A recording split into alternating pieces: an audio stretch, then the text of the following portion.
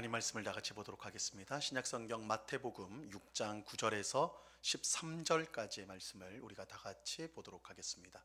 마태복음 6장 9절에서 13절까지의 말씀입니다.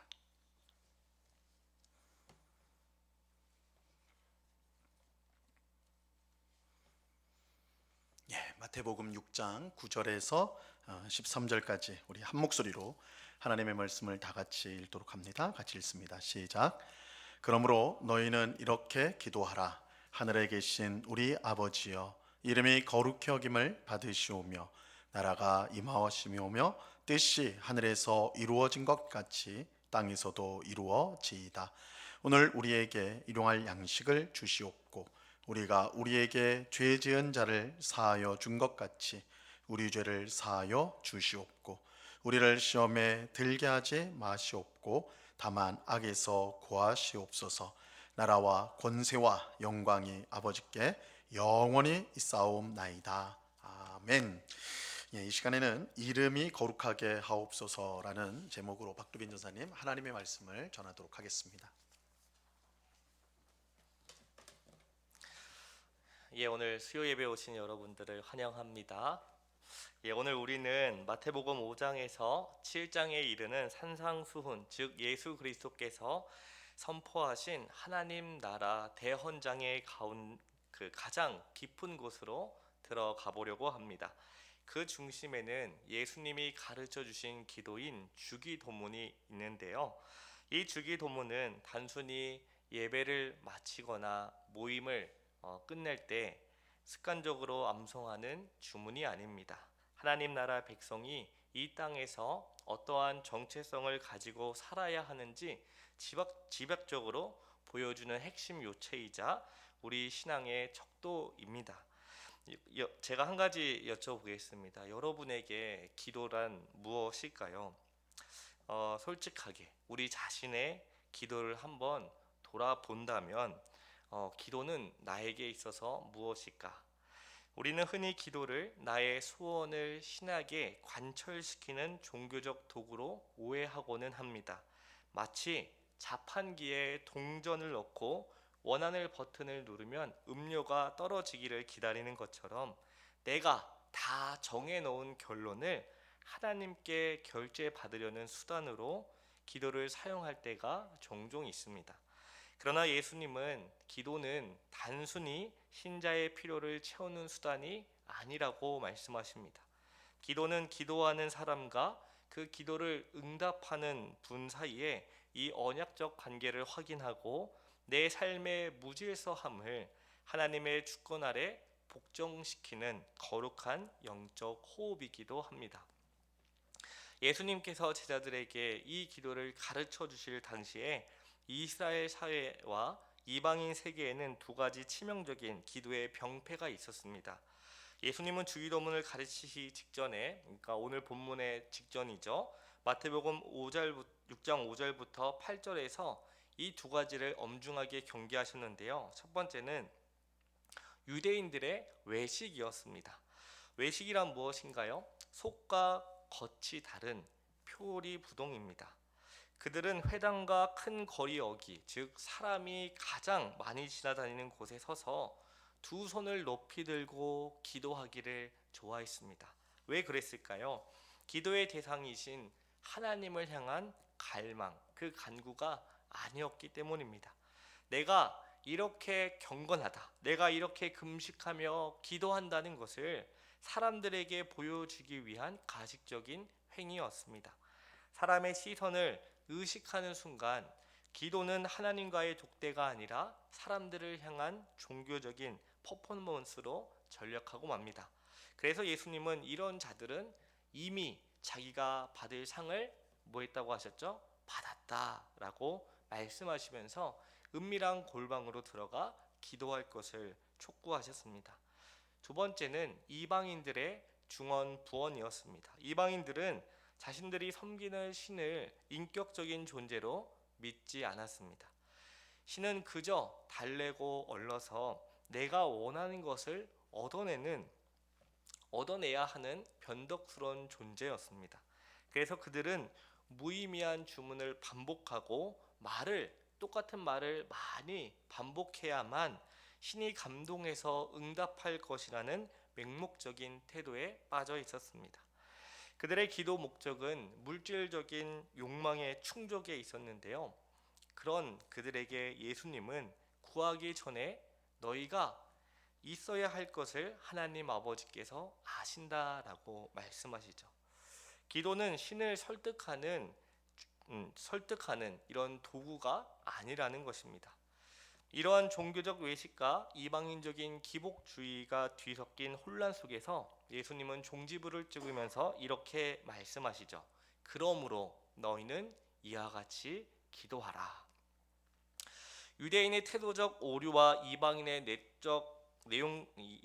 내용적 오류를 모두 타파하는 궁극적인 대안을 제시하신 겁니다.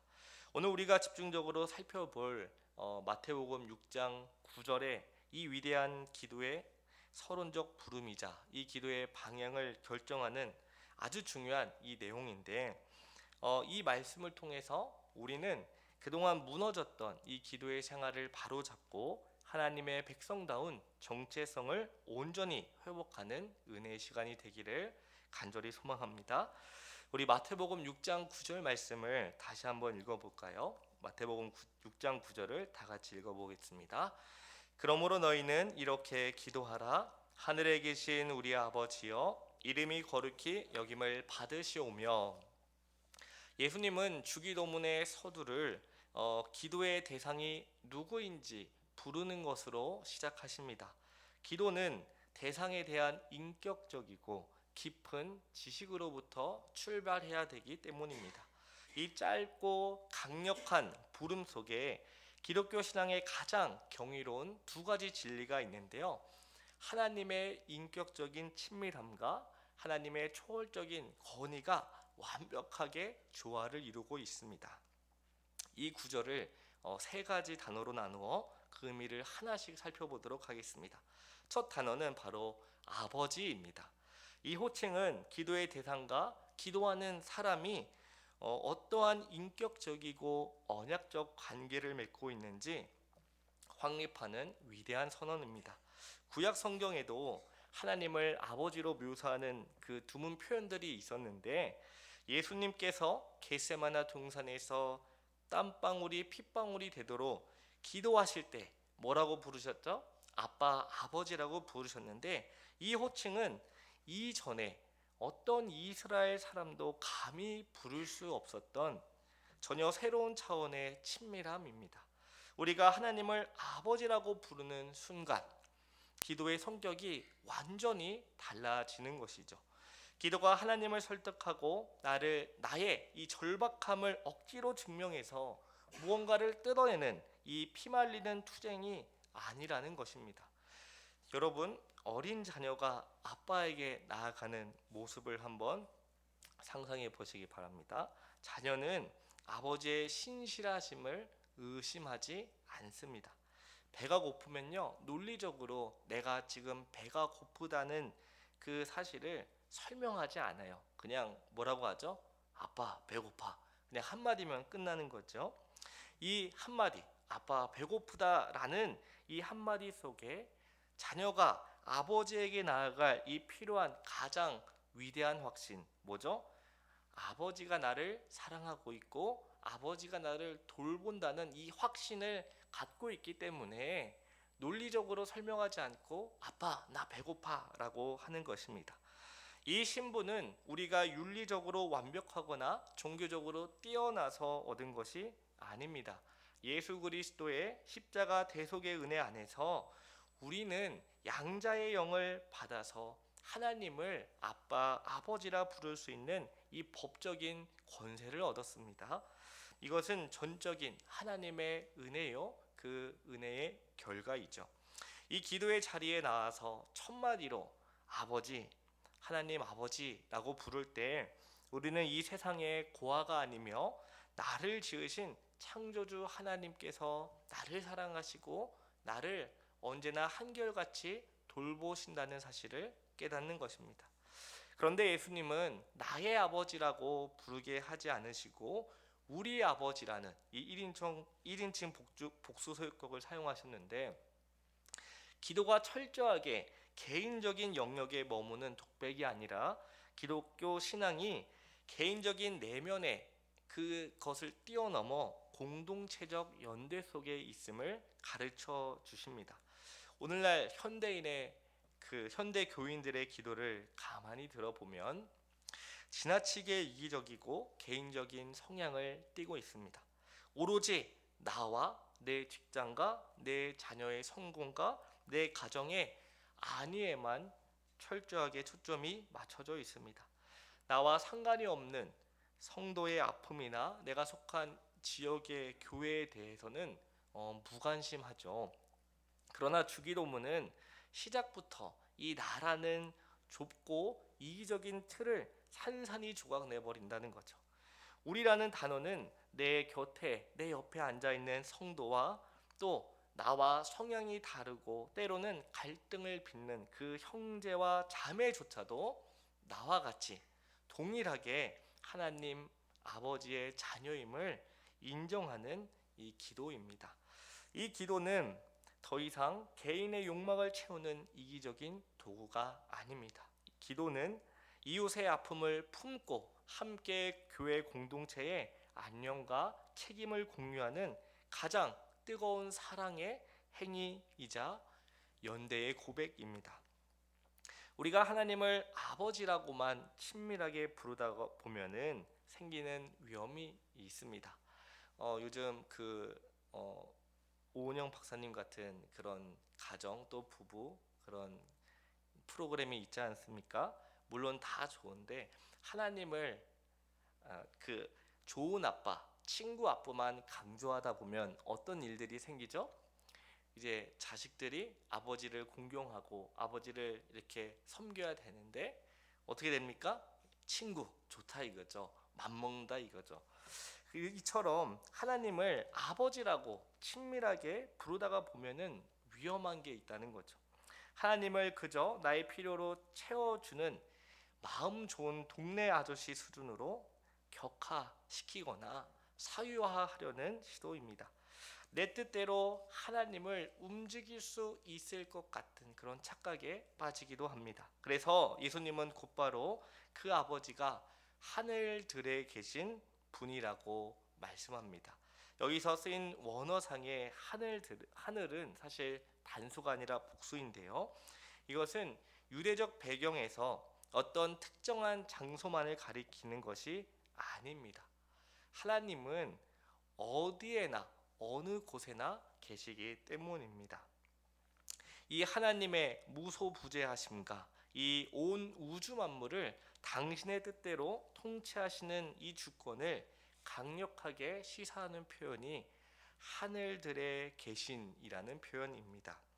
우리 아버지, 그러니까 우리 아버지는 내 곁에서 우리의 작은 신음에도 아주 민감하게 귀 기울여주시고 반응해 주시는 인격적이고 다정하신 분입니다. 그러나 동시에 그 아버지는 모든 피조 세계와 눈에 보이지 않는 영적 세계까지 홀로 다스리시는 통치자 하나님이십니다. 이 표현은 기도하는 우리의 시야를 완전히 바꿔놓는데요. 내 코가 석자여서 당장 우리의 질병들, 우리의 경제적 위기들 때문에 우리는 종종 기도하러 옵니다. 그런데 하늘들에 계신 우리 아버지여 라고 부르는 순간 기도하는 사람의 시각이 이 땅에 머무르는 것이 아니라 이 하늘로 향하게 된다는 것입니다. 이 기도는 내 땅의 문제를 해결하기 위해 억지로 하늘에 있는 이 하늘의 삶의 그 차원을 땅으로 끌어내리는 행위가 아닙니다. 반대로 하늘의 관점, 이 통치자의 관점, 하나님의 관점에서 내 문제를, 내게 일어난 일들, 아픔들, 문제들을 해석하면서 다시 새롭게 바라보는 것이죠. 이 하늘들에 계신이라는 고백과 함께 우주의 통치자이신 하나님 앞에 엎드린다면 세상의 어떤 권력자나 내 삶을 집어삼킬 듯한 그 어떠한 문제도 결코 우리를 두렵게 할 수 없습니다. 오히려 그 문제들은 나를 사랑하시는 통치자 하나님의 이 다스림을 받는 아주 작은 문제로 전락해 버린다는 것입니다. 이것이 바로 이 주기도문의 서도가 주는 놀라운 은혜입니다. 자, 이제 기도의 대상을 인격적으로 부르며 하나님의 앞에서 선 우리에게 예수님은 첫 번째 간구를 가르쳐 주시는데요. 이 주기도문 9절부터 10절까지의 이 세 가지 신적 청원의 핵심이자 그 첫 단추가 바로 당신의 이름이 거룩하게 되게 하옵소서입니다. 여기서 우리는 기도의 거룩한 우선순위를 마주하게 됩니다. 하나님 나라 백성이 추구해야 할 최고의 가치가 무엇인지 보여주는 것이죠. 인간은 본래 타락한 본성을 지니고 있습니다. 그래서 본능적으로 나를 향한 기도, 즉 하나님의 이름이 아닌 내 이름이 거룩히 여김을 받게 해 주옵소서라는 기도를 본능적으로 하고 싶어 합니다. 우리는 무의식적으로 내 이름이 세상 사람들에게 널리 알려지고 내가 속한 조직 안에서 내 이름이 존중받으면서 다른 사람들이 내 자존심을 세워주기를 간구합니다. 그걸 은근히 때론 대놓고 원한다는 거죠. 심지어 기도의 자리에서조차 하나님, 나를 좀 드러내 주십시오. 나를 높은 자리에 앉혀 주십시오라고 기도하고 합니다. 그러나 예수님은 기도라는 행위를 통해 인간의 생존과 직결된 이 양식이나 가장 심각한 채무인 죄 용서의 문제조차도 뒷부분으로 미루셨습니다. 그래서 기도의 가장 첫 자리, 가장 우선되는 간구는 오직 하나님의 이름과 하나님의 통치라는 이 아주 거시적이고 또 거룩한 가치입니다. 이는 우리의 기도가 철저하게 인간 중심이 아니라 하나님 중심으로 시작되어야 하는 것을 보여줍니다. 기도 자리에 이렇게 금요 기도회나 또는 새벽 기도회에 나왔을 때 기도를 딱 하려고 할 때 이제 스스로 한번 물어보시기 바랍니다. 나의 가정과 나의 일터, 심지어 나의 신앙 속에서 정말로 하나님의 이름이 하나님의 거룩하신 이름이 높임을 받고 있는가? 아니면 반대로 나를 통해서 그 이름이 모욕을 받고 있지 않는가, 모독을 받고 있지 않는가 한번 생각을 해봐야 합니다. 또는 나의 성공과 나의 안위만을 위해 기도의 응답을 받기 위해 하나님의 그 이름, 거룩하고 높은 그 이름을 도구로 사용하고는 있지 않는가를 돌아보아야 합니다. 우리가 대놓고는 하지 않을지라도 은근히 우리가 모르는 사이에 우리의 간구 속에 이런 타락한 본성의 욕심이 있다는 것이죠. 그래서 예수님은 우리에게 이와 같이 기도하라 하시면서 우리의 기도의 대상을 부름과 동시에 하나님의 이름이 거룩하게 해달라고 기도하라는 것입니다. 자, 여러분, 본문의 원어의 그 문법적 구조를 보면요, 조금 더 놀라운 이 보화가 숨겨져 있는데요. 거룩하게 되게 하옵소서라는 이 동사는 이제 제1 과거의 이 명령법 형태를 취합니다. 이것은 단순히 뭐냐면 단순하게 동작의 지루한 반복이 아니라 단번에 이루어지는 이 결정적이고 단회적인 성취, 즉 하나님의 나라가 강력하게 임재하는 이 종말론적인 긴박성을 드러냅니다. 이제 더 중요한 것은 좀 어려운 말로 이 신적 수동태라는 건데요.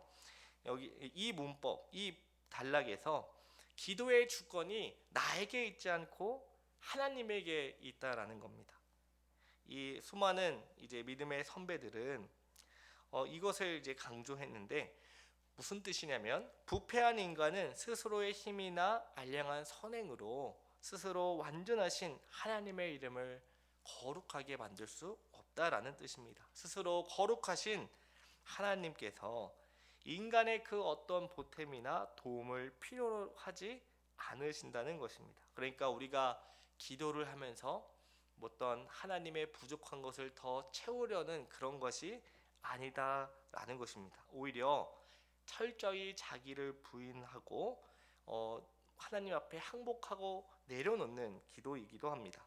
비록 우리는 무능하고 여전히 죄악되지만 거룩하신 하나님께서 친히 역사하셔서 그분의 거룩함을 우리를 통해 이 세상에 드러내게 해 주시옵소서라고 엎드려 간구하는 것입니다.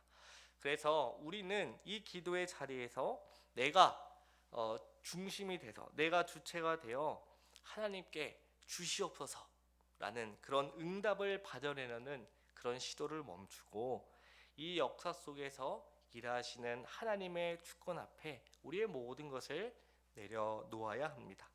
고대 근동의 그 시대에서 이름이란 단순한 호칭 기호가 아니었습니다. 이름은 그 존재의 성품, 인격, 명예, 그리고 그 권위 전체를 상징하는 실체였습니다. 그래서 하나님의 이름이 거룩히 여김을 받으시오며 라고 기도하는 것은 무너져버린 온 땅 위에 이 가정과 열방 속에 하나님의 그 명예가 온전히 회복되고 그분의 참된 이 통치가 전달 널리 선포되며 이루어지기를 바라는 것을 말합니다. 그렇다면 이 기도를 드리는 사람, 이름이 거룩하게 되게 하옵소서라고 기도하는 사람은 어떻게 살아야 할까요? 그 사람은 하나님 아버지, 제 인생 전체를 통해 오직 주님의 영광만이 온전히 드러나게 하옵소서. 주님의 뜻이 이루어지기 위해서라면 제 이름과 제 명예와 저의 모든 것은 다 잊혀지고 무시해도 좋으니 오직 나를 통해 하나님의 이름이 거룩하게 높임 받게 해달라고 기도하며 살아가야 합니다. 그래서 이런 사람은 내가 조금 무시되고 내가 조금 인정받지 못할지라도 넘어갈 수 있죠. 그렇죠? 근데 하나님의 이름이 모독을 받거나 무시를 당하면 그것은 결코 이제 용납이 되지 않는 것입니다. 그래서 우리의 삶 가운데 하나님의 이름이 거룩하게 되게 하기 위해 우리의 언행과 우리의 생각과 우리의 모든 것이 거기에 초점을 맞춰 그것을 드러내기 위해 살아가게 된다는 것입니다. 오늘 우리는 너무 익숙했던 주기도문의 가장 첫 구절인 마태복음 6장 9절을 통해 이 기도의 본질적 순서와 우리가 서 있어야 할 자리가 어디인지 알아보았습니다. 주기도문은 단순히 외우고 반복해서 주문하는 것처럼 던져주신 문장이 아닙니다. 하나님 나라의 백성이 이 타락한 땅에서 어떤 방식으로 삶을 살아가야 하는지, 또 우리가 어떤 정체를 가지고 어떠한 의식을 가지며 살아가야 하는지 알려주는 가장 위대한 영적 이정표입니다. 오늘 주신 말씀을 우리의 삶의 현장에 구체적으로 세 가지로 이제 적용을 해보길 원합니다. 첫 번째로 내 뜻을 우기는 기복주의를 완전히 타파하고 관계의 신뢰를 회복해야 합니다. 기도의 가장 무서운 적은 하나님을 설득해서라도 내가 원하는 것을 얻어내고야 말겠다는 이 고집입니다. 그러나 주기도문은 다음과 같이 말합니다. 우리는 하늘들에 계신 우리 아버지의 가장 존귀한 자녀입니다. 아버지는 나의 필요를 구하기 전부터 모두 아시며 우리에게 가장 좋은 것을 예배하시는 선한 분이라는 것을 주기도문은 알려주는 것이죠.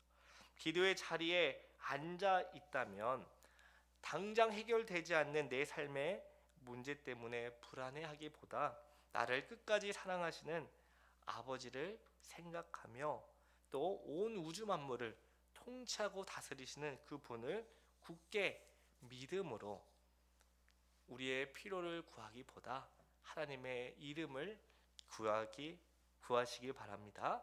두 번째로 삶의 우선순위를 바로 잡아 철저히 하나님 중심적인 삶을 살아야 합니다. 이름이 거룩하게 되게 하옵소서라는 이 엄중한 간구는 우리의 발걸음이 철저히 하나님의 영광만을 지향해야 한다고 요구합니다. 현대 사회는 끊임없이 자기 자신을 자랑하고 어떻게든 내 이름을 알리라고 유혹합니다. 심지어 신앙생활조차 내 이름을 내세기 위해 하는 사람들이 있습니다. 그러나 우리는 달라야 합니다.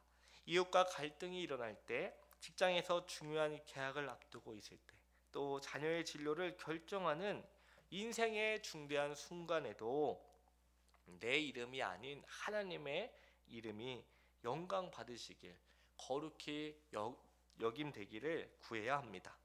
일상의 모든 결정 앞에서 내가 이렇게 선택하고 행동하는 것이 과연 하나님의 거룩하신 이름에 참된 영광을 올려드리는 일인가, 아니면 하나님의 이름에 먹칠하는 것이 아닌가라고 냉철하게 돌아보아야 합니다. 마지막으로 주기도문을 내 모든 기도의 절대적인 촉도로 삼아야 합니다. 이 웨스트민스터 소유리 문답 책 99 문답은 하나님께서 우리의 모든 기도를 바르게 지도하시기 위해 주신 규범이 바로 그리스도께서 가르쳐 주신 주님의 기도, 즉 주기도문이라고 합니다. 주기도문은 예배 순서의 마지막을 장식하는, 또 어떤 모임을 끝날 때, 회의를 끝날 때 하는 그런 것이 아닙니다. 성도가 드리는 모든 기도, 골방에서 드리는 개인의 기도나 또는 이렇게 기도회 또는 예배에 모여서 함께 하는 기도나 어디서나 기도할 때 기준이 되어야 합니다. 우리의 일상의 기도, 심지어 밥을 먹을 때 하는 기도마저도 내 기도가 이 주기도문의 근거에서 하고 있는가, 아니면 이방인들처럼 유대인들처럼 기도하고 있지 않는가 돌아보아야 합니다. 그래서 우리가 기도할 때마다 하나님의 이름이 거룩하게 여김이 되고 또 하나님의 영광을 위해서 기도하고 있는지를 철저하게 돌아보아야 합니다. 우리의 기도가 변하면 반드시 우리의 삶의 질서와 우리의 목적이 변하게 됩니다. 오직 내 이기적인 뜻만 하늘에 관철시키려는 기복적이고 유아적인 그 기도를 이제는 그만 멈춰야 합니다. 오히려 저 광활한 하늘의 뜻에 이 비루한 나의 삶을 맞추고 철저히 항복하는 그 기도가 오늘 저와 여러분의 입술에서 나오기를 간절히 소망합니다. 그럴 때 우리 교회는 이 세상 속에서 하나님 나라가 무엇인지, 또 하나님의 영광이 무엇인지 보여주게 될 것입니다. 오늘 우리에게 주신 말씀이 전능하신 하나님 아버지 앞에 나아가는, 또 여러분의 평생 기도 생활에 이 놀라운 영적인 이 지진, 그러니까 새로운 혁명이 되기를 간절히 소망합니다. 날마다 기도의 골방에서 하늘들에 계신 우리 아버지의 크신 이름을 찬송하며 올려드리는 참으로 복되고 승리하는 저와 여러분 되기를 간절히 소망합니다. 기도하겠습니다. 사랑과 은혜가 많으신 하나님 아버지, 감사합니다. 오늘 우리에게 가르쳐 주신 주기도문, 특별히 기도의 서론이자 하나님 아버지를 부르며 하나님의 이름을 높이는 기도를 통하여 우리가 그동안 어떠한 기도를 하면서 살아왔는지, 우리가 하나님을 어떻게 생각하며 또 우리 기도와 우리의 삶이 어떤 방향으로 살고 있었는지 돌아보게 하시니 감사합니다. 아버지, 바라온 것은 우리의 그 뜻을 하나님께 맞추려고 하기보다 우리의 모든 뜻을 다 내려놓고 하나님께서 원하시는 것이 무엇인지 깨닫고 그것을 위해 기도하며 또 기도한 대로 살아가는 우리가 되게 하옵소서. 감사드리며 이 모든 말씀 예수님의 이름으로 기도합니다. 아멘.